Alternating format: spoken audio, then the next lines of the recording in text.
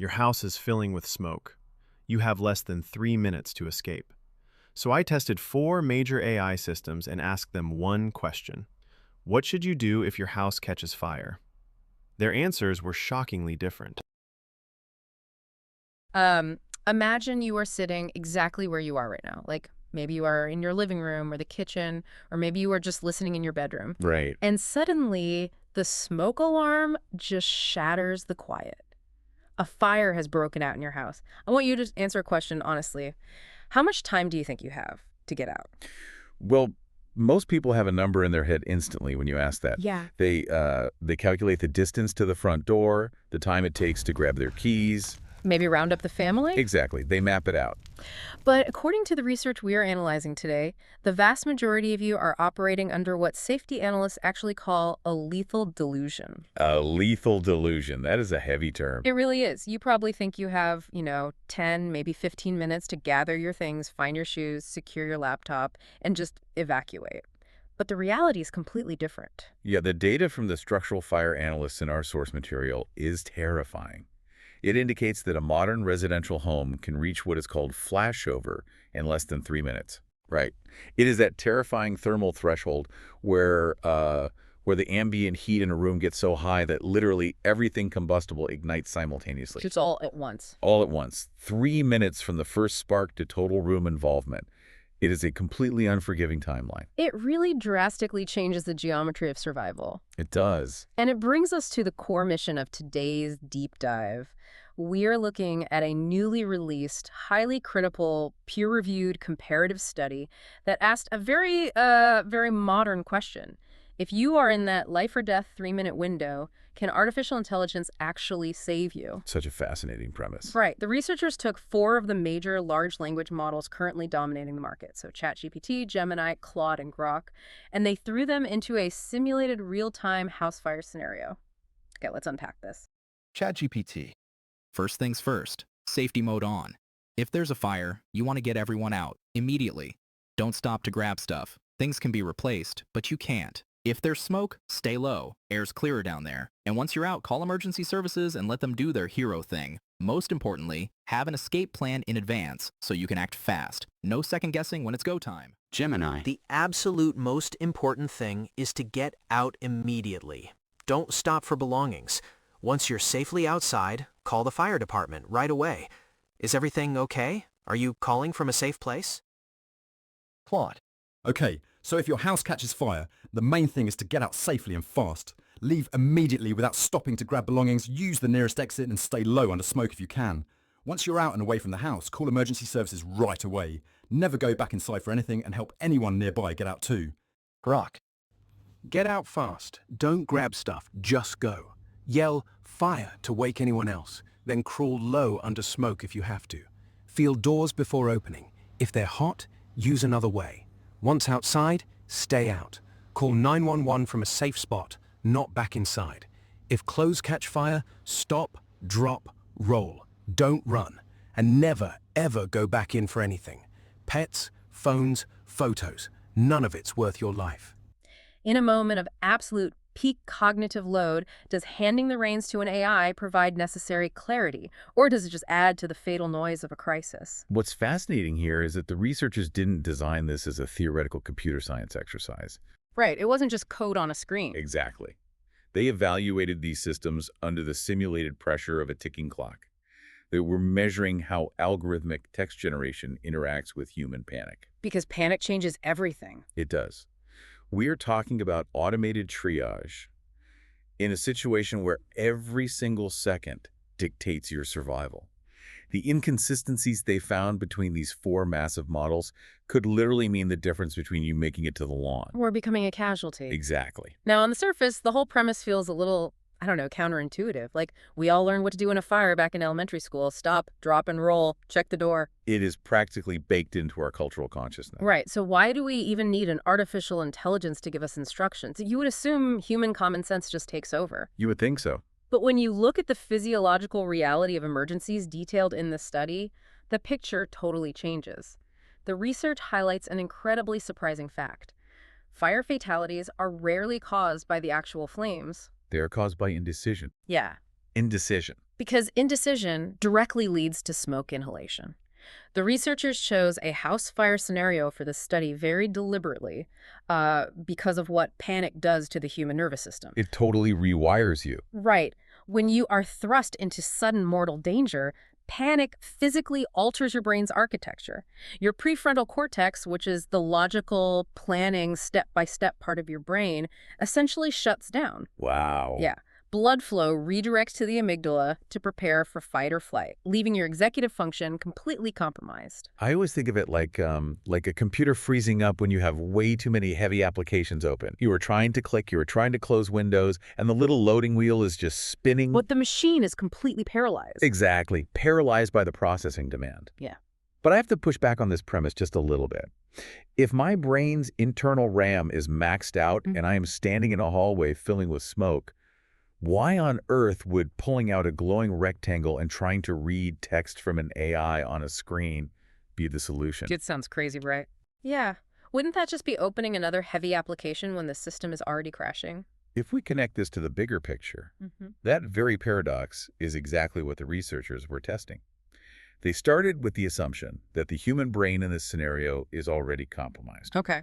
So they monitored these 4 leading neural networks for 3 specific metrics: speed of text generation, accuracy of the survival advice, and what they termed the urgency factor. The urgency factor. Right.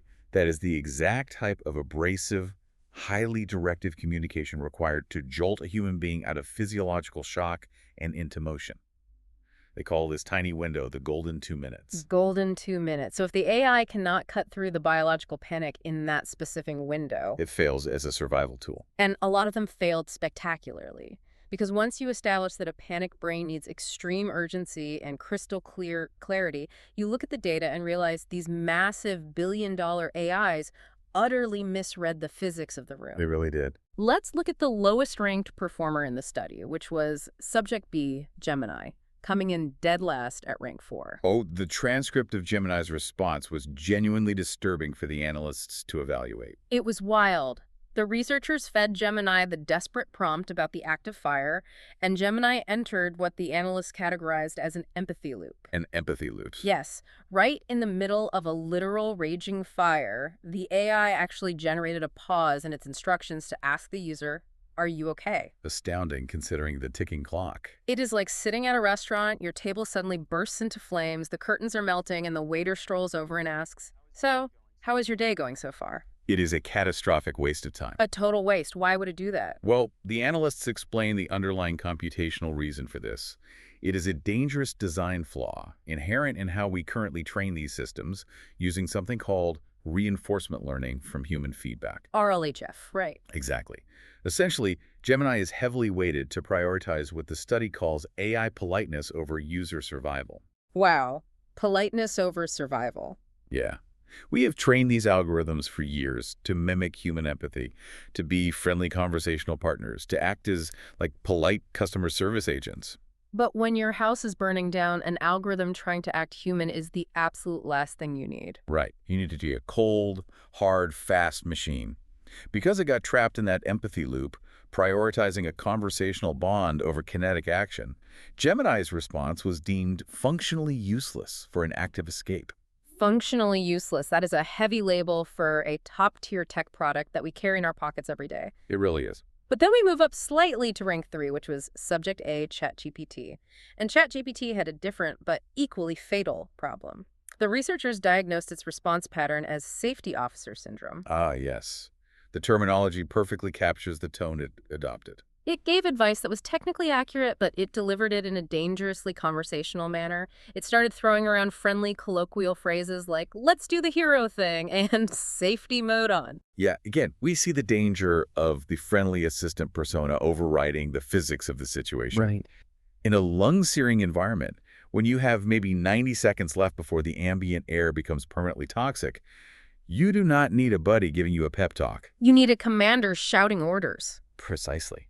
ChatGPT provided a friendly preamble, but as the researchers noted, human reading speed drops drastically during a panic state. Oh, because your brain is freezing up. Exactly. By the time you finish reading that polite introduction on your screen, your primary escape route through the hallway is already gone. It's all just fatal noise competing for your limited attention. Yeah. So the data establishes that AI chattiness and politeness are deadly. But that brings us to the next phase of the study, which I found totally counterintuitive. How so? Because if the problem is too much conversational filler, you'd think an AI that strips out the personality and just gives you perfect, comprehensive, step-by-step survival information would be the ideal solution. The assumption makes logical sense, but it leads directly into another cognitive trap the researchers identified. Right. Here's where it gets really interesting. Let's analyze subject C, Claude, which came in at rank 2. The study noted that Claude provided the single most comprehensive response of all the models tested. It was very thorough. Extremely thorough. It hit all the right notes. It told the user about staying low to the ground. It explained the mechanics of using the nearest exits. It covered the bases beautifully without that weird empathy loop. True. So, parsing through this, if Claude gave all the right steps and mapped it out so well, why didn't it win? Wait, if my brain is already struggling to process basic commands, handing me a massive block of dense text is going to cause a total system crash, isn't it? You've just hit on the exact psychological mechanism the researchers call the completeness paradox. The completeness paradox. Yes, Claude was highly technical. It was incredibly accurate, but it lacked punchy imperative verbs. Instead, it delivered dense paragraphs of instruction. Too much to read. Exactly. It operated beautifully as a training manual for before a fire happens, but it was a terrible coach for while the fire is actually happening. Because you just don't have time. A panicked brain, flooded with adrenaline, simply cannot parse dense paragraphs. The completeness paradox dictates that by trying to give you every single piece of good advice simultaneously, the AI overloads your remaining cognitive capacity. It demands too much visual and mental processing power. Right. And the user ends up freezing while trying to read it. Which finally brings us to the winner of the experiment. Subject D, Grok, coming in at rank 1. Grok. Yeah, Grok managed to bypass both the empathy trap and the completeness paradox by utilizing what the analysts called micro-directives. Microdirectives are the computational key to breaking the freeze response. Grok didn't generate paragraphs. It didn't ask how you were feeling or try to build rapport. It just gave classic, punchy, isolated commands, stop, drop, and roll. Exactly. It provided classic, punchy, isolated commands. It essentially didn't care about your feelings. It cared strictly about the physics of the fire and moving your physical body. Grok prioritized physics over feelings, yes. It delivered actionable, bite-sized pieces of data. These microdirectives are specifically formatted to pierce through the adrenaline fog. Like little verbal shocks. Yeah, it functioned as an expert-level response, precisely because it treated the user like a biological system that needed immediate behavioral modification, rather than a user looking for a conversation. So Grok wins the AI race. But the researchers didn't stop there, and this is the pivot that makes the study so vital. This is the scary part. So what does this all mean? When they stopped grading the AIs on a curve against each other and started comparing all their answers against actual established professional firefighting standards, the operational gaps across the board became genuinely terrifying. Even the so-called winner had massive, potentially lethal blind spots when evaluated against the physical reality of a structural fire. The researchers broke these failures down by looking at how the algorithms failed to understand the actual environment they were advising the user on. First, they looked at the atmosphere. The smoke. Right. We already established that smoke inhalation is the leading cause of death.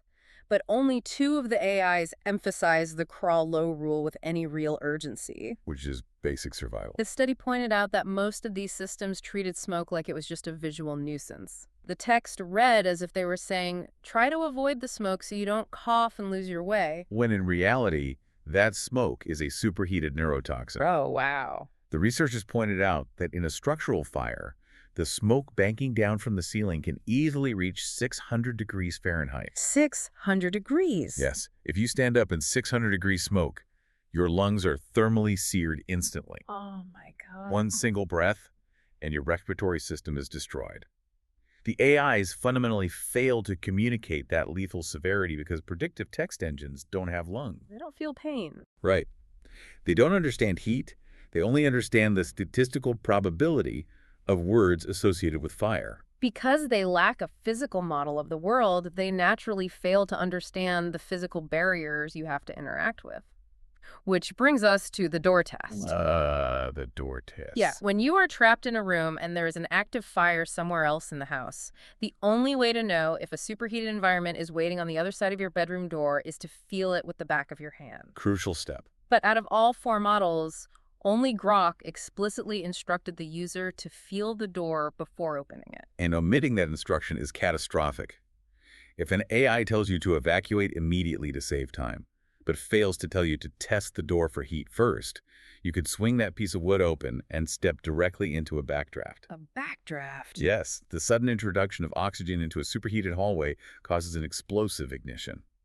The AI's direct instruction to flee could be the exact mechanism that causes your death. It is bone-chilling to think about following a prompt straight into an explosion like that. And the physical failures inevitably lead to psychological failures. The researchers highlighted a phenomenon they call the fatal return, and honestly, this broke my heart to read. It is tragic. Every single year, people successfully navigate the smoke, they escape a burning building, they make it to the front lawn, and then they die because they go back inside. And they go back for things. Yeah. Most of the AIs in the study told the user to stay out, which is technically correct, but Grok was the only one that specifically named the psychological lures. Understanding those lures is critical. In a state of profound shock, human beings fixate on attachments to ground themselves. Right. Grok explicitly warned the user against going back for phones, pets, and photographs. It named them. Yes. By naming those specific items, the AI acts as a psychological circuit breaker. If an AI just generates the generic phrase, "don't go back," your panicked brain might rationalize, well, the computer doesn't know my dog is in there, so this is an exception. Oh, I see. But by explicitly listing the exact things that historically lure people to their deaths, it actively counters that dangerous, adrenaline-fueled irrationality. But even with Grok successfully navigating the psychology of the lures, the study highlights one ultimate failure across every single model tested. This raises an important question about our reliance on these tools. After everything we have discussed regarding the lethal delusion and the reality of flashover occurring in under 3 minutes, none of the AIs explicitly stated that 120-second window to the user. None of them. None of them said, you have less than 3 minutes to live, you must move immediately. And the researchers discovered something even more damning, didn't they? They did. They all provided their various lists of instructions, whether it was a Gemini's polite questions or Claude's dense paragraphs, and every single one of those AI responses actually took longer for an average human to read than the time it takes for a standard residential room to reach lethal temperatures. Let the physics of that sink in. The advice took longer to read than the user actually had to survive. You would literally burn while standing in your hallway reading the instructions on how to survive. It completely invalidates the utility of the tool in that specific time-compressed environment. If the processing time, both the machine generating the text and the human reading it, exceeds the physical flashover point, the tool is a hazard, not a help. Which brings us to the big takeaway for you listening right now. The question the researchers want you to walk away with isn't just a tech review of which large language model performed best under pressure. Right. It's not a competition. Exactly. It isn't a scorecard about Grok beating Gemini. The real question is, which of these algorithmic answers would you actually be able to absorb and execute in 3 minutes when the walls of your house are literally melting? And the data clearly shows that while artificial intelligence is evolving at breakneck speed, its ability to provide life-saving brevity and understand the physical stakes of the real world is still very much in its infancy. It simply cannot replace a human command structure in a kinetic crisis yet. The researchers are acutely aware of this, and they are continuing this vital work. In fact, the conclusion of the paper noted that this study is just the first phase. Oh, there's more coming. Yes. The next comparative analysis they are preparing for release examines an even more controversial emergency scenario. They tease that in the next round of testing, the AI responses diverged so dramatically from each other and from basic safety protocols that it genuinely shocked the analysts. Wow. Yeah, tracking how these neural networks handle our physical safety is going to be a rapidly evolving and probably alarming field of study for years to come. I will definitely be looking out for that next report, and we will break it down when it drops. But for now, I want to ask you directly. Imagine that smoke alarm going off tonight. Which AI system would you actually trust with your life? Would you trust any of them? Right. Would you trust any of them after hearing how they misunderstand the basic physics of fire? And more importantly, as the analysts ask at the end of their report, Do you have a fire escape plan at home right now? It's the most important question. It really is. We are currently spending billions and billions of dollars training artificial intelligence to hold the absolute sum of all human knowledge right in our pockets. We walk around with cloud-connected supercomputers that can write complex code, generate beautiful artwork, and synthesize vast amounts of data in seconds. Amazing tools. But in the 3 minutes it takes for a house to burn down, when the smoke alarm is screaming, the air is turning toxic, and your brain is freezing up, the ultimate survival tool isn't a neural network trained on massive data sets. No, it's not. It is a simple piece of paper pinned to your fridge. It is the analog instincts you physically practice with your family when the screens are all turned off. Have we become so utterly reliant on outsourcing our thinking to a machine that we have forgotten how to just act when the physical world demands it? Keep that in mind the next time you look at the nearest exit. Until our next deep dive.